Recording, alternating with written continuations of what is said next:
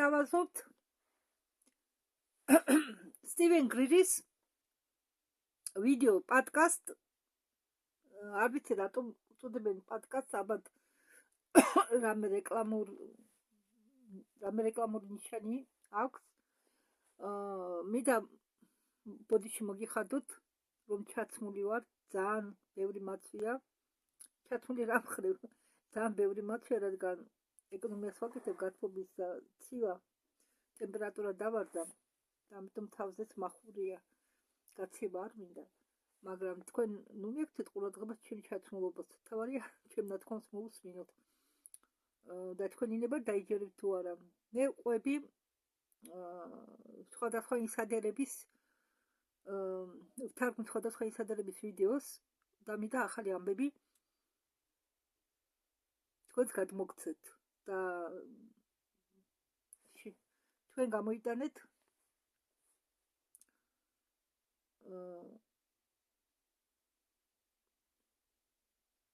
ასე ვთქვათ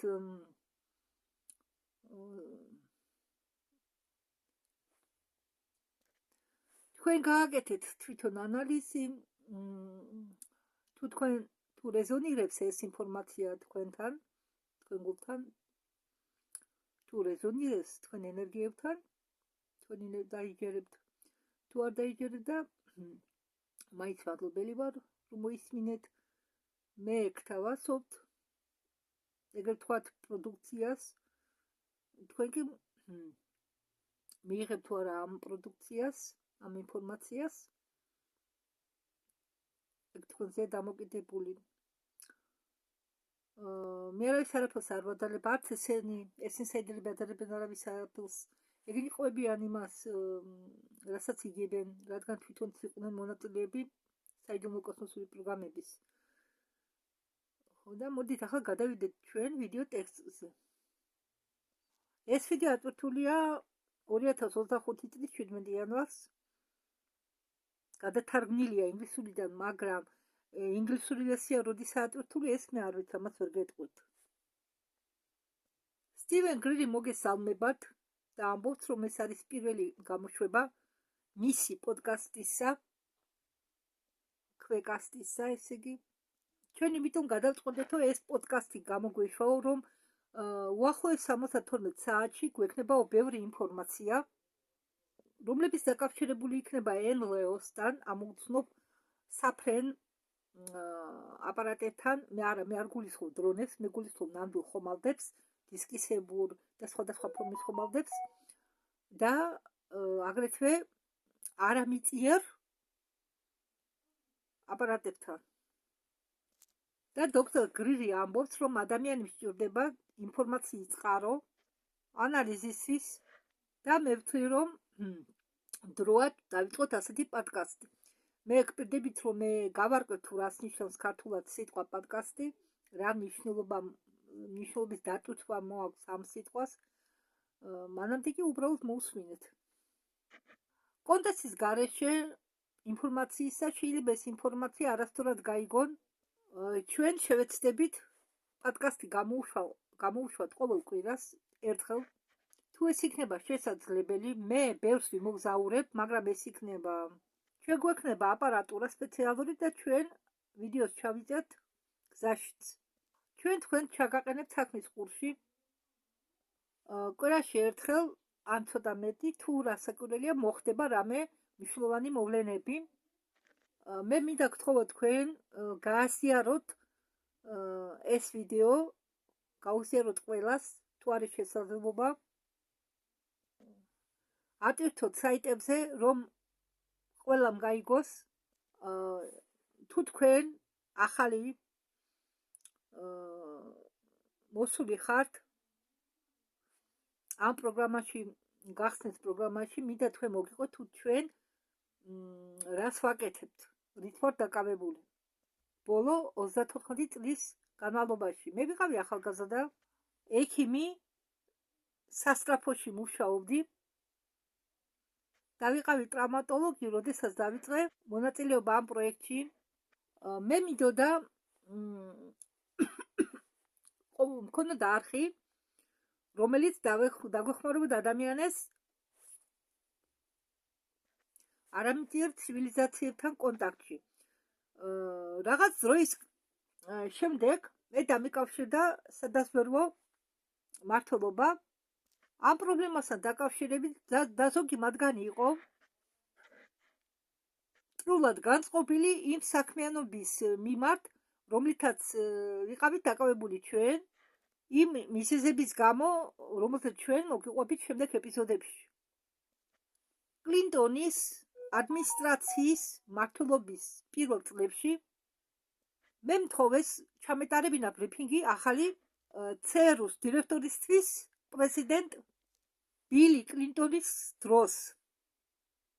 ამან ყველაფერმა მიიყვანა იმ მოვლენებამდე, რომელსაც თქვენ გაიგებთ და რომლებიც დაიწყო იმ დროიდან და ახლაც გრძელდება.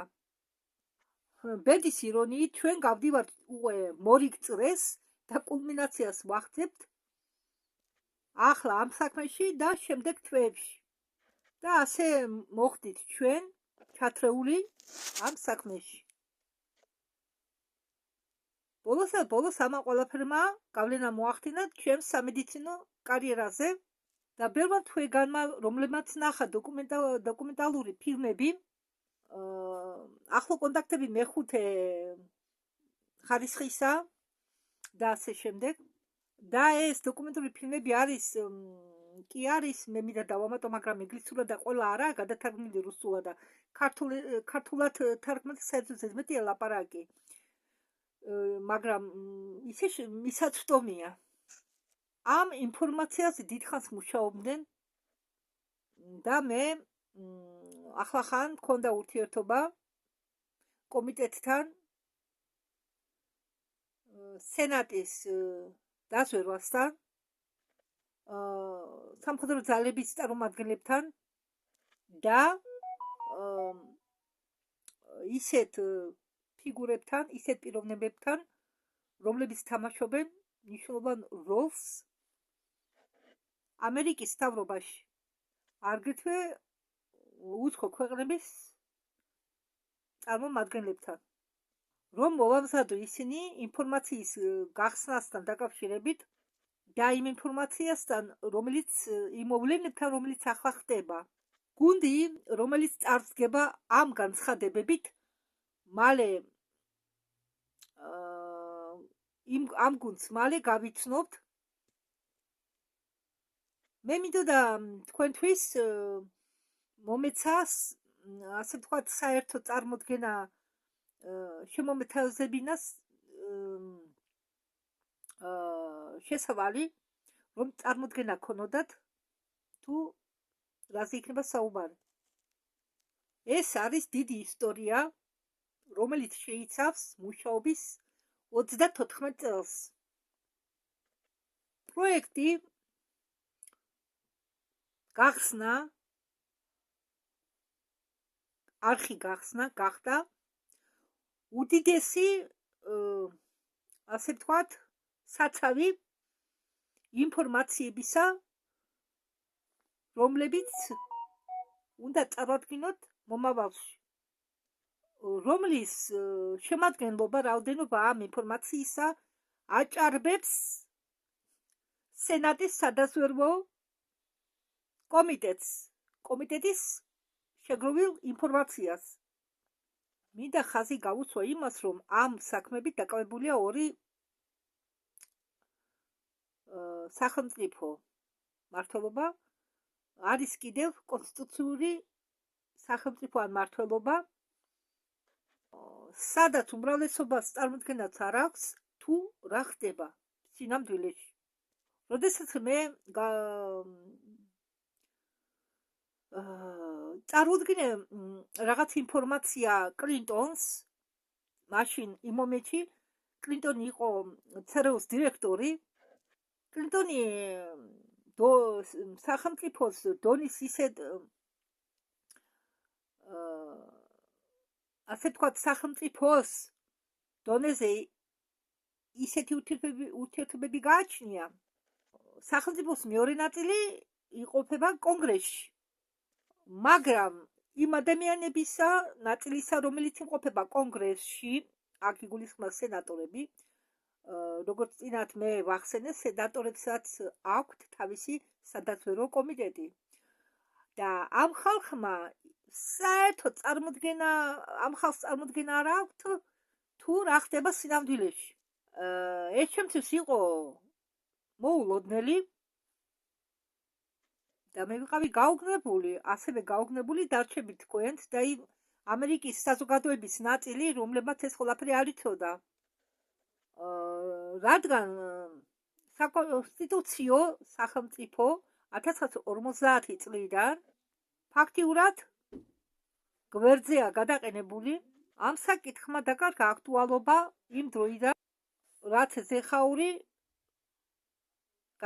გადადგა. თელ ამ ისტორიას ჩვენ დავყოფთ რამდენიმე ეპიზოდად, რადგან ძალიან მნიშვნელოვანია გავიქოთ იმის კონტექსტი, თუ როგორ მოხდით ჩვენ იქედან აქ ამ დრომდე. კრიზისური მომენტი ახლა ამ მომენტიდან, ამ დროიდან შედგება ბევრი ადამიანები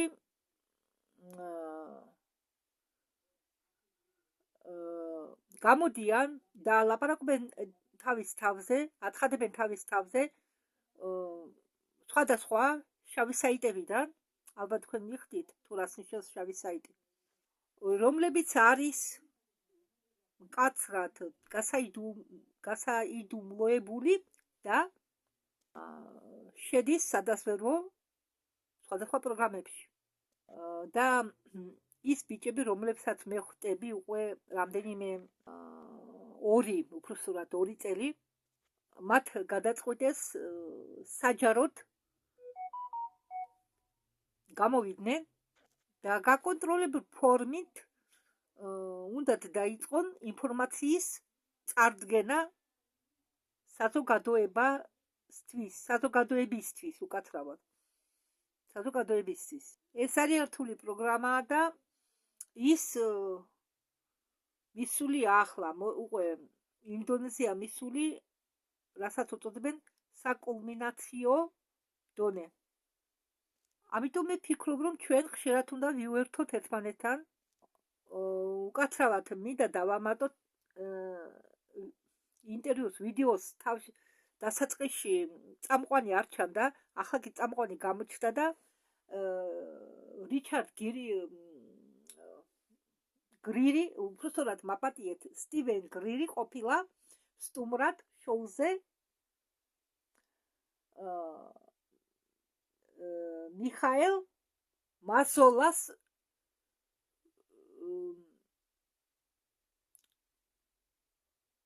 წამყვანს ქვია მიხაელ მასოლა და ეს შოუ ყოფილა ამისი და ამიტომ სტივენ გრირი იმყოფება სტუმრად შოუზე მიხაელ მასოლასი.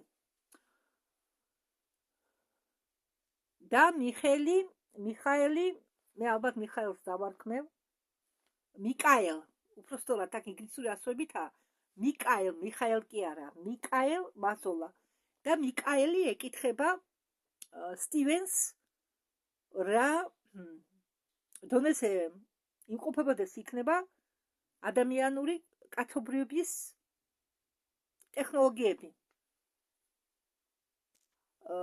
შენი მესმის მიკელ, შენი მესმის, მაგრამ საქმეც იმაშია, ბედის ირონიით, რომ ტექნოლოგიები მიწიერი არ არის. არამედ არამიწიერი ტექნოლოგიებია. ეს არის მეორე ხარისხოვანი. სინამდვილეში ადამიანები, რომლებიც მონაწილეობდნენ საიდუმლო პროგრამებში და რომლებიც ორიენტირებულები არიან დეზინფორმაციაზე, უნდათ რომ კაცობრიობას, საზოგადოებას, დედამიწის საზოგადოებებს დაეჯერებინა, რომ ჩვენ მარტონი არა ვართ, რომ არსებობს საშიშროება კოსმოსიდან და უმრავლესი თქვენთაგანი, ვინც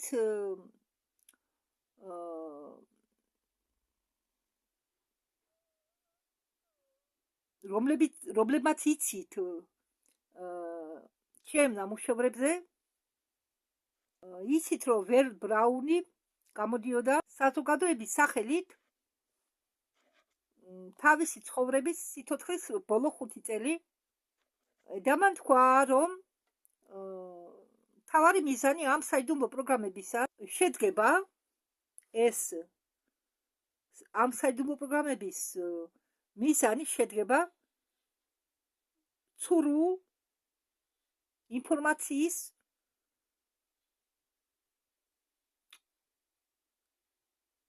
გავრცელებასთან ცურუ შემოჭრის თაობაზე კოსმოსიდან. ხომ გესმით? ესე იგი, იმიტომ შექმნილა ის საიდუმლო პროგრამები, რომ ადამიანებისთვის დაეჯერებინათ, რომ საფრთხე მუქრებათ კოსმოსიდან მიწიერ კაცობრიობას. და ამისნით, თითქოს ამისნით, სამხედრო ამისით ვითარდება სამხედრო მრეწველობა, რომ ჯარი კარგად იყოს აღჭურვილი და უფრო შეძლებდნენ დაცვას დედამიწის და მოსახლეობას, აგრეთვე მოსახლეობას აშინებენ იმით, რომ თითქოს არის ერთი უცნობი მტერი და რომ მოსახლეობამ გააცნობიეროს ეს და რომ მათ უნდა შევებრძოლოთ ამ მტერს და ამისთვის კი უნდა გავძლიერდეთ ტექნოლოგიურად. ჯარი უნდა გავაძლიეროთ. ეს არის გრძელვადიანი ფსიქოლოგიური ოპერაცია და მისტიფიკაცია. როდესაც ისინი გაერკვნენ უცხოპლანეტარულ ხომალდეების წყობაში და ისწავლეს მათი აწყობა, ამ NLO აპარატების აწყობა, 1950 წლის ბოლოს ეს ხომალდეები მათ მიერ უცხოპლანეტარული აწყობილი ხომალდები გამოიყენებოდა საბრძოლო მომენტებში და რომლებიც გამოიყურებიან როგორც NLO. და იმ უმრავლეს ადამიანებს შორის, რომლებიც არ არიან დაკავშირებული ამ თემასთან, ვერ არჩევენ მათ ნამდვილი უცხოპლანეტარული ხომალდეებიდან. და მიწიერი სამხედროების მიერ შექმნილი ხომალდები გამოიყენებოდა მოსატყუებელ ოპერაციებში, ოპერაციები, რომლებიც ცნობილია სხვა ქვეყნის დროშების მიმდინარე ოპერაციები. ამაში შედის ასეთი პროცედურები, როგორც ადამიანების გადაცება უცხოპლანეტელების მიერ, ცხოველების ადამიანების დაშავება და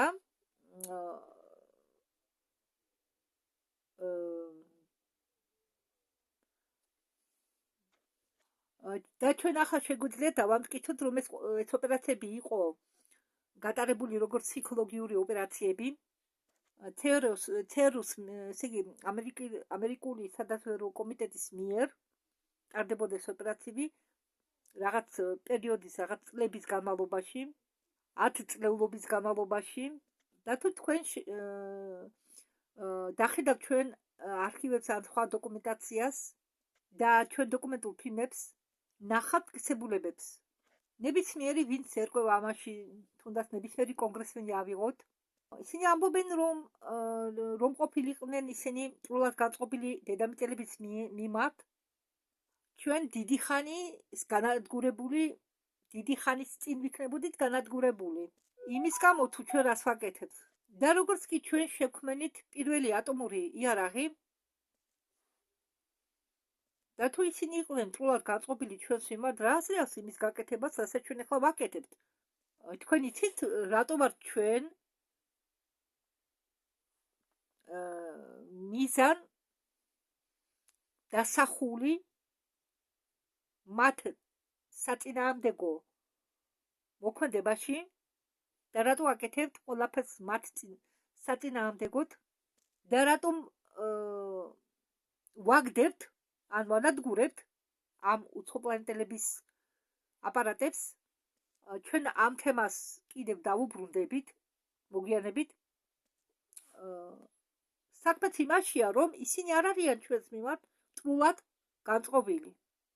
ისინი აქ არიან იმიტომ რომ ჩვენ დაგვეხმარონ და გაგვაგებიონ ჩვენ ბევრი რამე, მაგრამ ისინი ელოდებიან რომ ჩვენ ადამიანები მივაღწევთ იმ დონეს, როდესაც შეძლებენ ჩვენთან კონტაქტს ან საუბარს, ან იმ მომენტს, როდესაც ჩვენ შევიგნებთ და როდესაც შევძლებთ პლანეტაზე მშვიდობიანად ცხოვრებას და შევძლებთ ამ წინ წასული განვითარებული ტექნოლოგიების გამოყენებას. არა ჩვენ ასე ვთქვათ დასაზარალებლად და ბუნების დასაზარალებლად, არამედ კარგი საქმისთვის. როდესაც დადგება ის დრო, როდესაც ჩვენ გამოვიყენებთ არა რაღაც, რასაც ახლა ქართულად ისკაპაემაე, ეძებენ მიწაში ნავთობს, რომელსაც შემდეგ იყენებენ საწვავის მაგივრად, როდესაც ჩვენ არ გამოვიყენებთ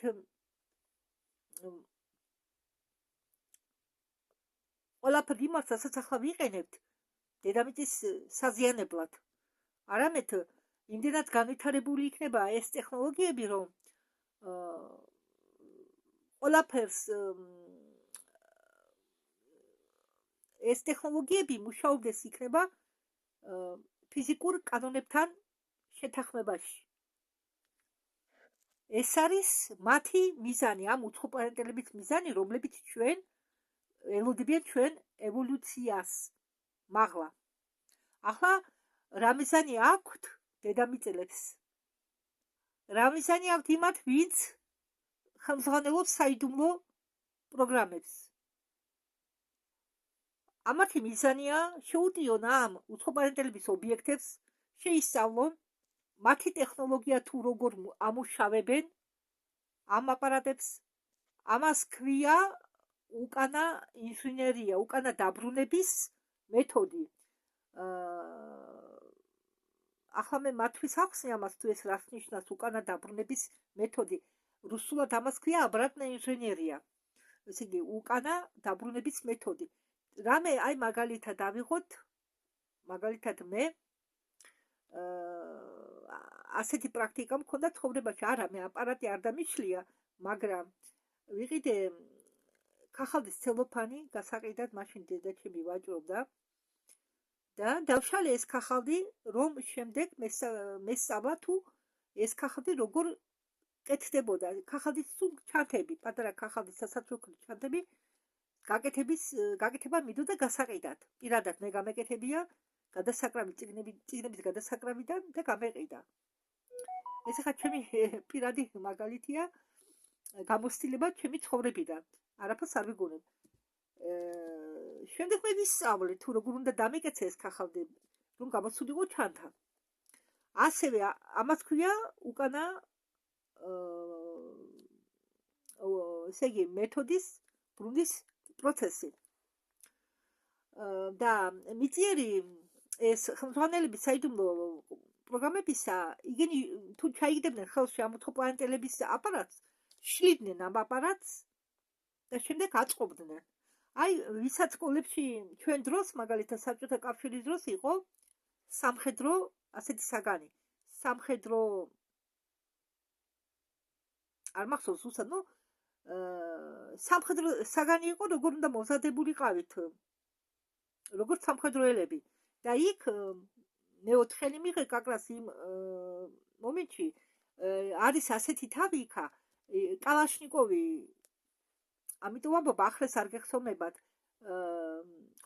საბჭოთა კავშირის წარმომადგენლებს გვეხსოვნება, მე მახსოვს კალაშნიკოვის იარაღს შლიდით, უნდა გვესწავლებინა და შემდეგ ისე ვაწყობდით და ისე უნდა დაგველაგებინა ეს კალაშნიკოვის იარაღის ნაწილები, და გვინიშნავდნენ დროს და ამ დროში უნდა ჩავდეულიყავით, რომ ეს კალაშნიკოვი აგვეწყო.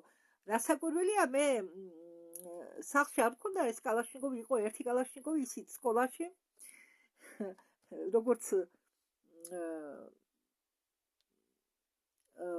ასე თქვა საჩვენებელი ნივთი. და წიგნის მიხედვით ვისწავლე ამ კალაშნიკოვის დატყვა. ახლა სეკუნდები მაგი არ მახსოვს, მაგრამ თუ დამჭირდა კი გავიხსენებ, მაგრამ სულ მე უკვე ვერ ვიცი პრობლემების გამო. მხარები არ მომცემენ მაგის საშუალებას, მარჯვენა მხარე არ მომცემს.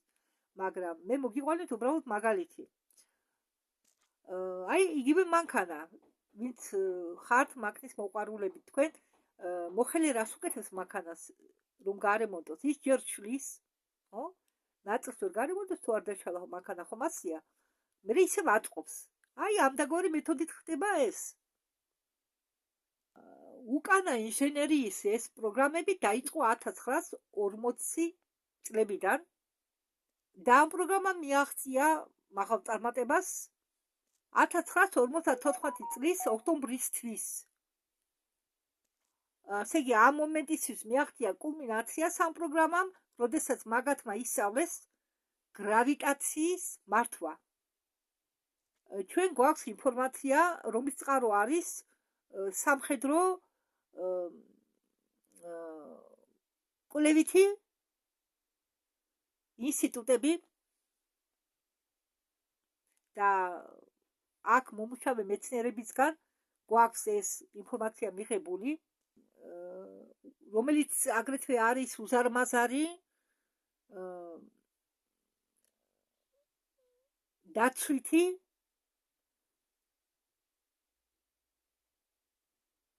როგორ თქვა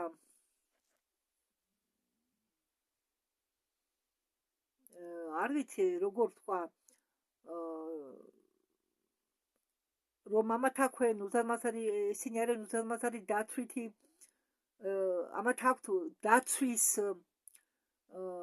ყველაზე განვითარებული ტექნოლოგიები თუ დანადგარები ან აგრეთვე შეგვიძლია თქვა თავსაცავი წარმოადგენს თავსაცავს წარმოადგენს საცავს უკაცრავად თავსაცავს წარმოადგენს საცავს მე ვარაუდობ რომ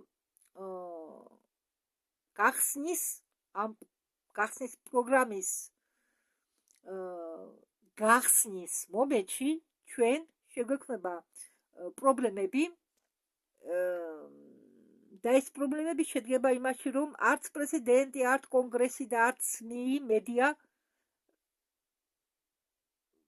ვერც კი წარმოიდგენს თუ რა ტექნოლოგიები არსებობს უკვე ამ დროისთვის.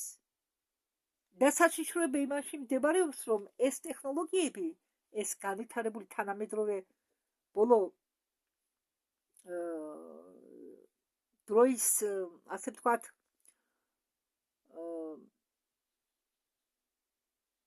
მოდაზე ჭყალებში განვითარებული ტექნოლოგიები და მათ წარმოდგენაც კი არ აქვს, თუ როგორ შეიძლება საზოგადოების მტრებმა გამოიყენონ ეს ტექნოლოგიები თავისი მიზნებისთვის.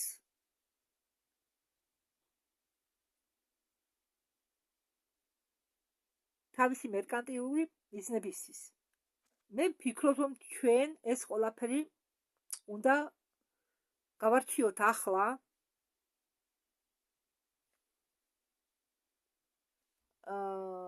უნდა ვისაუბროთ იმაზე, თუ რა სისტემების დახმარებით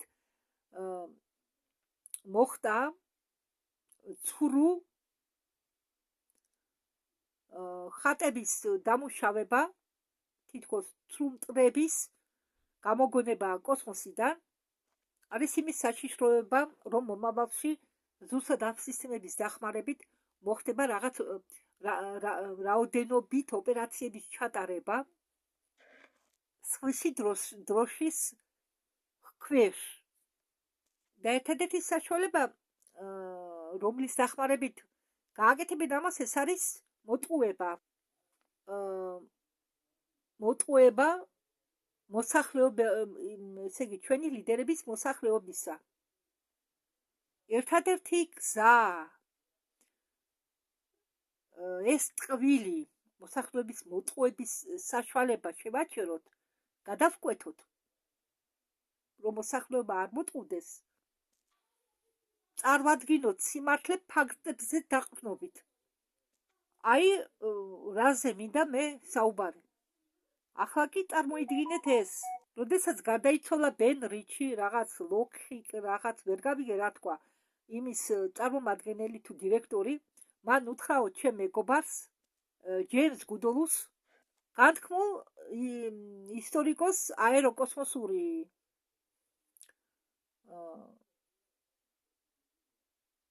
საწარმოსი, რომ ჩვენ ეს ყველაფერი გავარკვიეთ. ეს იყო 1994 წელსო, ესე იგი 30 წლის უკან და ის ამბობსო თუ რისი წარმოქმნა ჩვენ შეგიძლიაო, რაც შენახე ვარსკვლავურ გზაში, ეს ალბათ სერიალია, ჩვენ უკვე გვაქვს. ეს არა ზონა 51-ში, არამედ უდაბნოში სლათხი.com არის ეს უდაბნო, არის თუ არა ამერიკა. მე ვიყავი ამ დაწესებულებაში და გავატარე იქ ბოლო 15 თვე. მან მითხრაო, რომ ჩვენ გავერკვიეთო ყველაფერში ამაში, მაგრამ ადამიანები, რომლებიც იქ არიანო, მათ აქვთო სურვილი აკონტროლოსო ეს ყველაფერი, აკონტროლოსო მოსახლეობა,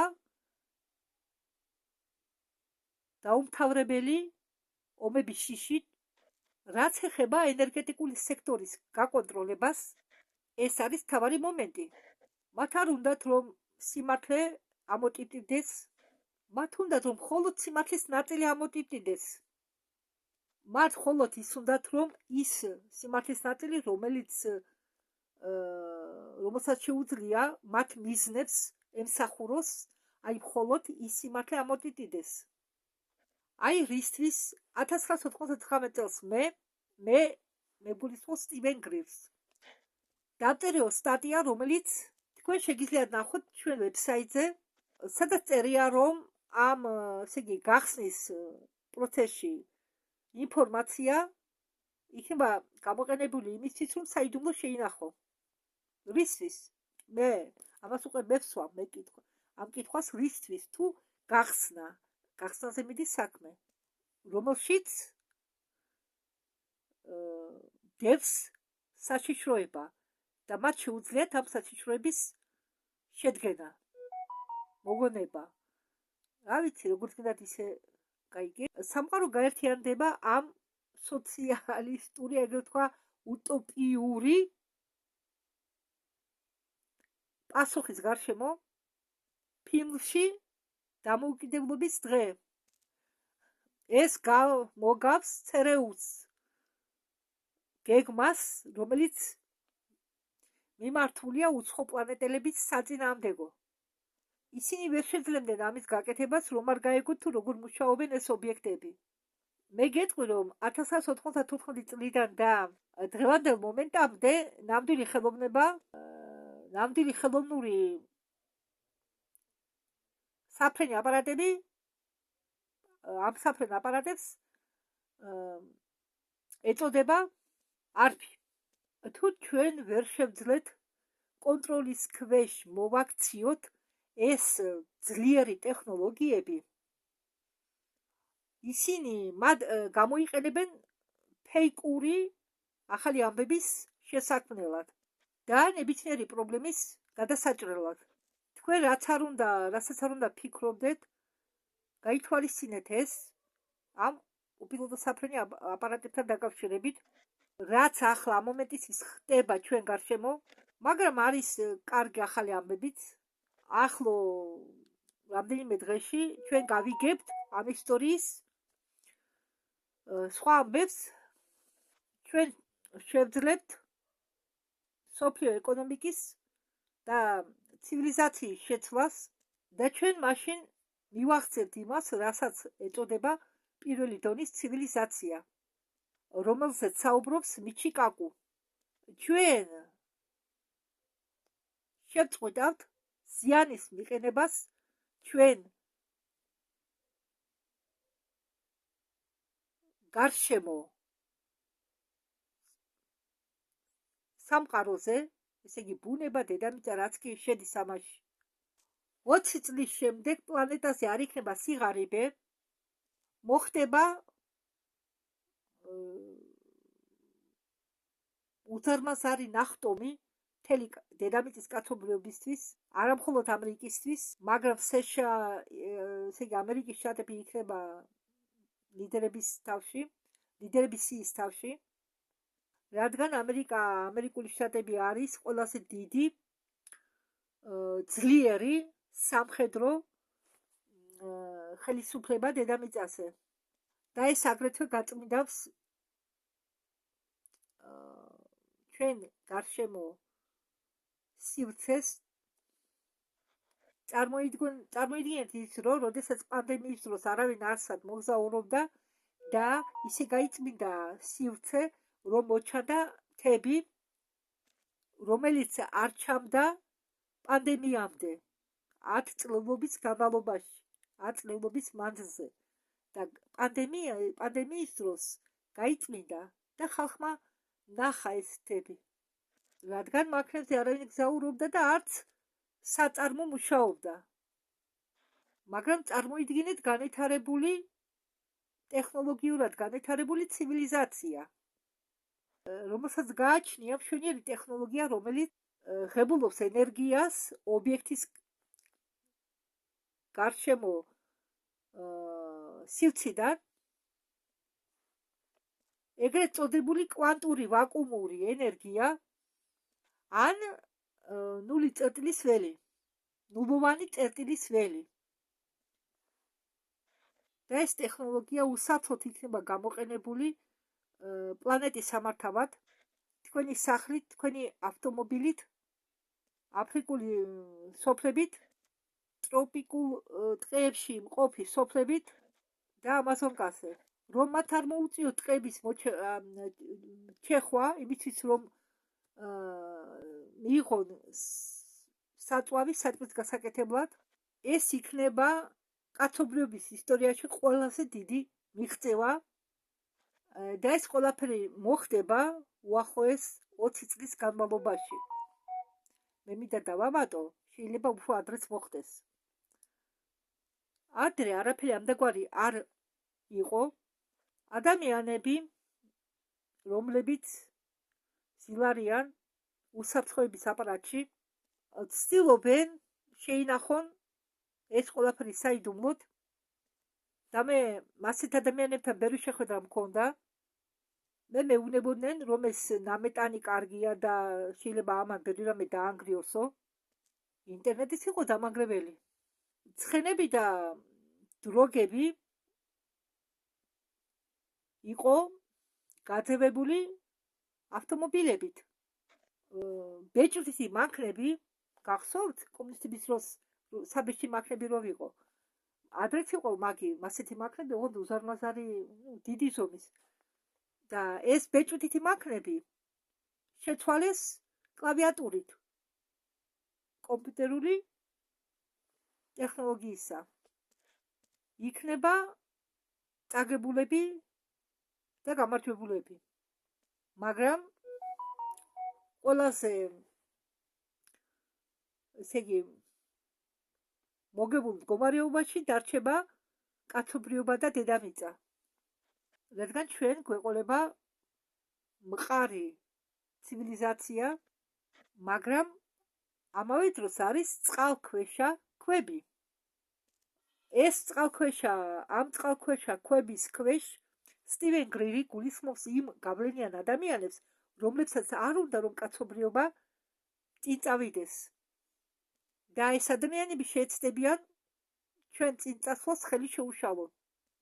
ამიტომ ერთ წუთში ჩვენ დავილაპარაკებთ იმაზე, თუ რა უნდა გააკეთოს პრეზიდენტმა, კონგრესმა და სხვა ქვეყნების ლიდერებმა, მეთაურებმა, მიკელ მეზოლა, ან მაზოლა, არ ვიცი სწორად როგორ იკითხება, ეუბნება სტივენ გრირს, რომ თქვენო ყვებოდითო ამ ტრანს მუტაციური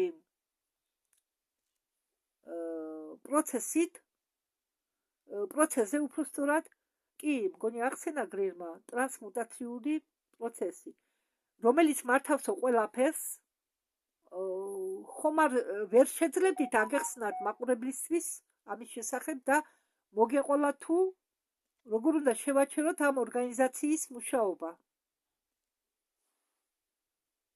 რადგან ბევრი ადამიანი ფიქრობს იმაზე, რომ მთავრობა ამას მალავს, ან არა აქვს მტკიცე წარმოდგენა იმისა, თუ ამის უკან ვინ დგას.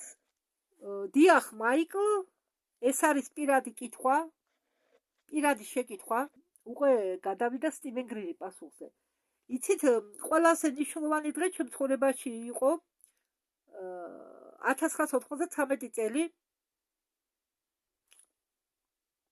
როდესაც მე მქონდა ხანძლივი შეხვედრა ცერუს დირექტორთან, ბილ კლინტონთან, ჯეიმს ვულსთან, რომელმაც განაცხადა, რომ ეს ყველაფერი არ იყო, მაგრამ მე ამაზე ლაპარაკი არ მსურს, მაგრამ თქვენ ხომ იცით, რას ნიშნავს ვაშინგტონი, იურისტები, პოლიტიკოსები. მე მინდა ვთქვა, რომ ბევრი წარმომადგენელი, ვინც ახლა ზის მთავრობაში, კონგრესმენები, ჩვენ ხალხი და ბევრი პიროვნება, რომლებიც მუშაობენ მათ ხელქვეითებად, მაგრამ წარმოდგენა არ აქვთ, თუ რით არიან ეს ადამიანები დაკავებული.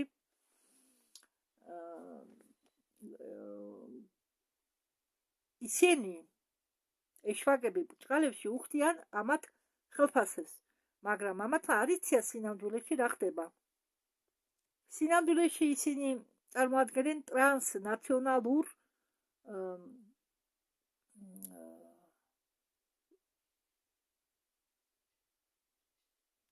დანაშაულ ორგანიზაციას.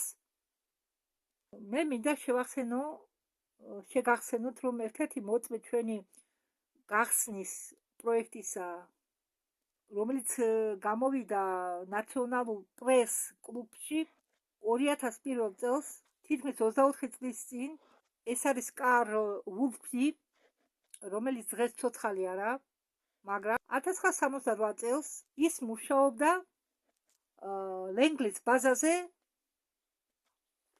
ნაციონალური უსაფრთხოების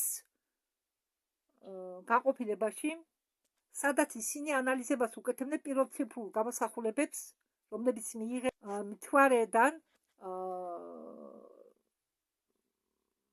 მთვარის აპარატის მეშვეობით, რომელმაც შემოაფრინა მთვარეს იმისთვის, რომ რამდენჯერმე ესე იგი შემოაფრინა მთვარეს, რომ რუკა დაეხატა, შეექმნა რუკა. ასტრონავტები კი დაჯვრენ მთვარეზე 1969 წელს. ისინი გამოიძახეს იმისთვის, რომ რაღაც დანადგარი გაერემონტებინათ, შეეკეთებინათ. ის შემოდის განყოფილებაში და თქვენ კითხულობთ მის ჩვენებას და მან თქვა, რომ იქ იყო ყველა ადამიანები, ყველა ქვეყნებიდან, ჩინეთიდან და ასე შემდეგ, რომლებზეც თქვენ შთაბეჭდილება გქონდათ, რომ ისინი იყვნენ ჩვენი მტრები. ისინი მუშაობდნენ განყოფილებაში, რომლებიც საქმიანობდნენ ამას. ის იყო 1968 წელს. რამდენი წელი გავიდა ამის შემდეგ? ბევრი. ამის შემდეგ გავიდა 60 წელზე მეტი. ეს ორგანიზაცია მარტო ჩვენი არ არის. ის განაწილებულია მთელ მსოფლიოში და ღრმად გაუშვა ძირი. ეს რაღაცით ჩამოგავს კიბოს, რომელსაც აქვს ესე იგი მეტასტაზები, რომელმაც მეტასტაზები გაფანტა ყველგან და ამ მეტასტაზებისნაირად გავრცელდა მთელ პოლიტიკურ მსოფლიოს პოლიტიკურ სხეულზე. მთელ მსოფლიოს პოლიტიკურ სხეულზე და ფლობს ყველანაირი განვითარებული ტექნოლოგიებით, თანხით და გავლენით, რომ ხარი დაუჭიროს ამას ყველაფერს. აგრეთვე ხარი დაუჭიროს კორუფციას. აი ამიტომ ვერცერთმა პრეზიდენტმა და კონგრესმა ვერ შეძლო ხელში ჩაეგდოთ ეს ყველაფერი და თვითონ გაეკონტროლებინათ. მაგრამ არის კარგი ამბებიც ამ ოპერაციებში. არიან ადამიანები, რომლებსაც უნდათ ამ ორგანიზაციიდან გამოსვლა, მათ უნდათ გაქცევა, მაგრამ ეს ბოლო არაა. ამიტომ ჩვენ მოვამზადეთ კიდევ ერთი დოკუმენტი, კონგრესის ახალ ადმინისტრაციისთვის. ეს მნიშვნელოვანი დოკუმენტია იმ დოკუმენტებს შორის, რომელსაც მე ვადგენდი კლინტონის დროიდან. ეს კი იყო 90-იან წლებში. მაშინ ის შედგება მრავალი განკარგულებებიდან პრეზიდენტისთვის და შედგება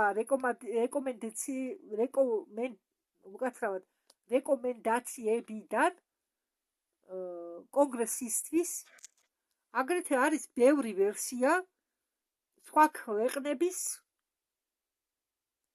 მეთაურებისთვის, რომელთანაც ჩვენ ვატარებთ ბრიფინგებს. იქ არის მინიშნება იმაზე, რომ უნდა ჩატარდეს ოპერაციები, რომ ეს საიდუმლო ოპერაციები და საერთოდ ეს ოპერაციები მე გულისხმობ საიდუმლო ოპერაციებს, ესე იგი, ეს პროექტები ამ საიდუმლო ოპერაციებისა უნდა ჩაიდოს ხელში მთავრობამ და ჩაიდოს კონტროლი ხელში, რომ მართოს მთავრობამ. ყველა თუ არა ისეთი ბნელი ოპერაციების პროექტები, რომლებიც არის ძალიან საშიშ მომტანი. რადგან ტექნოლოგიები, რომლებიც მათ გააჩნიათ, იმდენად განვითარებულია, რომ მათ შეუძლიათ ეს ტექნოლოგიები გამოიყენონ ესე იგი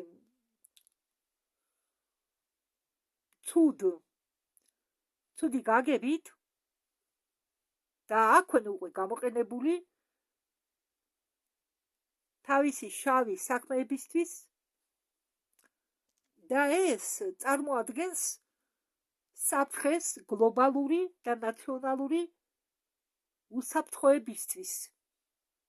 შეუძლებელია ეს გაგრძელდეს, რადგან ტექნოლოგიური პროცესი 40 წლიდან მოყოლებული ჩვენ დღემდე იყო, ესე იგი, ნელი სულით ხდებოდა ეს პროგრესი ნელის სულით, შემდეგ აჩქარდა და აგრძელებს აჩქარებას არა ლინეინულად, არის ლინეინა, არის ნელინეინა და ეს ამ ტექნოლოგიების განვითარდება აჩქარდა არა ლინეინურად. ეს რას ნიშნავს?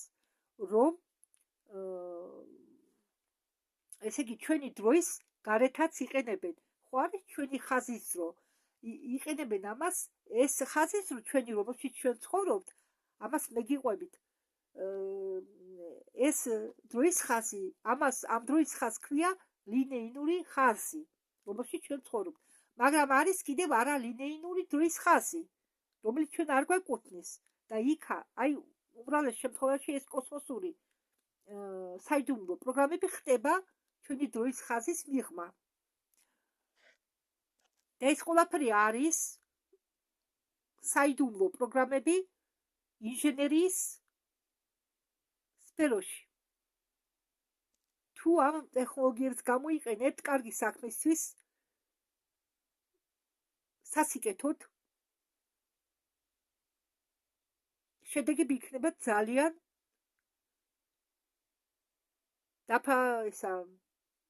ფასეული. როგორც ექიმი, მე ვიცი, რომ ისინი ძალიან შედეგიანი, ეს ტექნოლოგიები არის ძალიან შედეგიანი მკურნალობის მომენტში, მკურნალობის მხრიდან, ესე იგი, სასწრაფო დახმარების გამოსაყენებლად და რაღაც ჯანმრთელობასა პრობლემების დროს, აგრეთვე ტრავმების დროს. ამავე დროს ამ ტექნოლოგიებს შეუძლიათ დედამიწის ბიოსფერო გადაარჩინოს, სიღარიბე მოსპოს, განწმინდოს დედამიწა, მაგრამ იგივე ტექნოლოგია შეიძლება იქნეს გამოყენებული როგორც იარაღი. ნებისმიერი ტექნოლოგია არის ჯოხი, რომელსაც გააჩნია ორი დაბოლოება, მაგრამ ძალიან დიდი მნიშვნელობა აქვს თუ ამ ტექნოლოგიას ვინ მართავს. იგივე შემიძლია უბრალო მაგალითი მოვიყვანო, მაგალითად შეიძლება წიგნი დიდ ტომეულს თუ ჩარწყმა ადამიანს თავში, ადამიანი გათიშო და ზიანი მიაყენო. იგივე შეიძლება ყინულით, გაყინული თოვლით ადამიანი მოკლა და ასე შემდეგ. ბევრი მაგალითი შეიძლება მოიყვანო. ხო ეს იმასეა დამოკიდებული თუ როგორი გაცნობიერებული არიან ის ხალხი, ვინც მართავს ამ ტექნოლოგიას და რამდენად ესმით თუ რას ნიშნავს ამ ტექნოლოგიის მართვა. საქმე იმაშია, რომ ჩვენ ამ სასაბაოს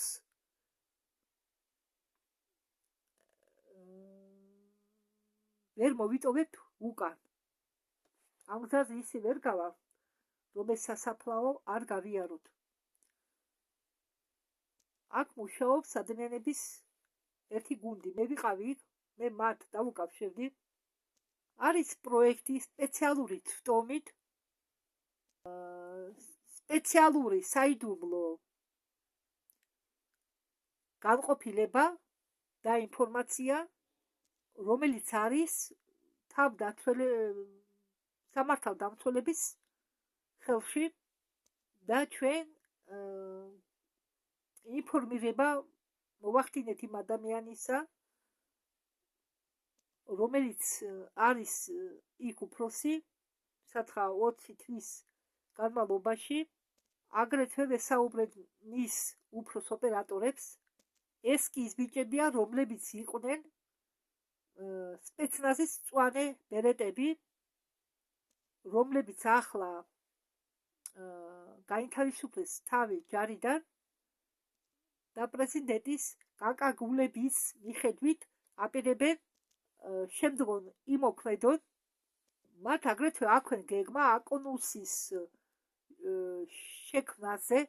აკონუსი ეს მას გავარკვევენ მე რას ნიშნავს. ამერიკის კონტინენტალური ნაწილის მიღმა. აკონუსი თურმე რა ყოფილა, ახლა თქვა სტივენ გრირმა, აკონუსი ყოფილა კონტინენტალური შტატების გაერთიანება. აი კი ნიშნავს ამ კონტინენტალური ნაწილის მიღმა. მათ სთხოვეს ეს გაეკეთებინათ, მაგრამ ჯერ დაფინანსება არაა მოხდენილი, უпростоრად ჯერ ფული არაა გადარიცხული და ისინი ელოდებიან. აი, მალე უნდა დაიწყონ ამაზე მუშაობა. ესე იგი, ეს პროექტი, ამ პროექტის დამუშავება მოხდება ნელ-ნელა თანდათანობით, რამდენიმე თვის განმავლობაში. ეს რაც შეიძლება მალე უნდა გააკეთონ. ეს გაწერილია გაკარგულებაში ახლანდელი ახალი მოსული პრეზიდენტის მიერ და კონგრესის მიერ. იგივე განკარგულება იყო მიცემული ბილ კლინტონზე, როდესაც ის იყო პრეზიდენტი. ახლა ჩვენ ვიმყოფებით ისეთ გადატეხის მომენტში, როდესაც ეს ყველაფერი უნდა მოხდეს. მოხდა შეცვლა თაობებისა და იმ ხალხს, ვინც ადრე მუშაობდა ამ გაყოფილებაში, ამ პროგრამებში, მათ უნდათ გამოსვლა. მათ უნდათ გამოსავალი იპოვონ, რადგან ძალიან უნდათ გამოსვლა. თუ ეს მოხდება, თუ ყველაფერი ისე მოხდება, როგორც ჩვენ გვინდა, ჩვენ აღმოჩნდებით ახალ ერაში, მაგრამ თუ არ მოხდება ისე, როგორც ჩვენ ვამბობთ, ეს ძალიან ჩვენ აღმოჩნდებით ძალიან დიდ საშიშროებაში. ამიტომ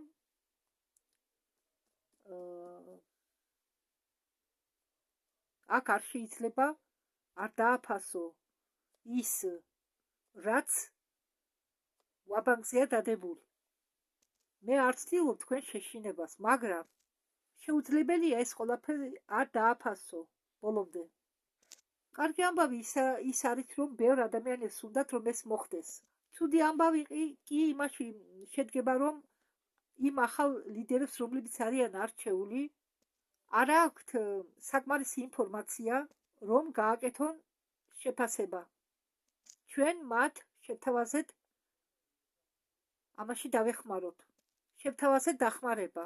ამიტომ ჩვენ შევაგროვეთ გუნდი, რომელმაც უნდა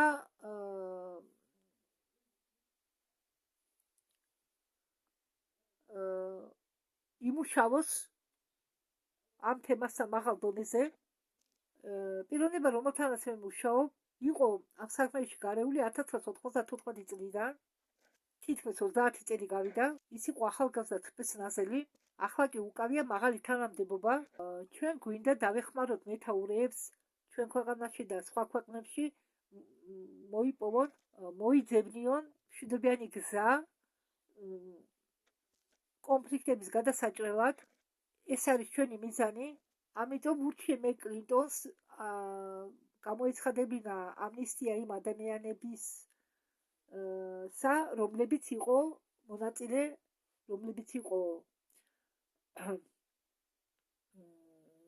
ჩათრეული თუ ჩარეული ამ საქმეში. თუმცა საშინელი რაღაცები იყო უკვე ჩადენილი, ეს მკვლელობები, გადაცემები და ასე შემდეგ, მაგრამ თუ ადამიანებმა მოინანიეს ეს ყველაფერი და უნდათ ცხოვრება ახალი ფურცლიდან დაიწყო, ეს ხომ კარგია და მათ აჩუქებენ ამნისტიას.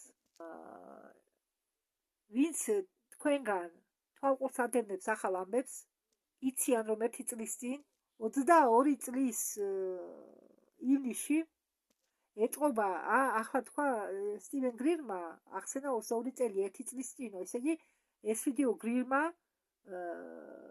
ატვირთა 23 წელს, ახლა კი არის 25 წელი. ხო, და გადაითარგმნა 24 წელს ალბათ, ან 25 წლის იანვარში. არც ისე ძველი ამბავია, მაინც კარგია. მათ მიიღეს კანონი და მე დავეხმარე ადამიანებს ეს პროექტი შეეტანათ მთავრობაში. სენატმა მიიღო ეს კანონი, რამდენიმე საწინააღმდეგო აწია ხელი და ეს ის ადამიანებია, ვისაც ფულს უხდიან იმ საიდუმლო პროგრამების ხელმძღვანელები და ჩვენ ვიცით ვინ არიან ისინი. ყველაზე საშიშრო მდგომარეობა ტექნოლოგიები არის ისეთი ადამიანების მმართველობის ქვეშ, რომლებსაც უნდა მშვიდობა, ცხოვრების შეცვლა და ასე შემდეგ. და ზოგი ტექნოლოგია ყველა თუ არა ამ ტექნოლოგიების საჯაროდ ჩვენება ხდება ნელ-ნელა თანდათანობით და ჩვენ ვცვლით სამყაროს.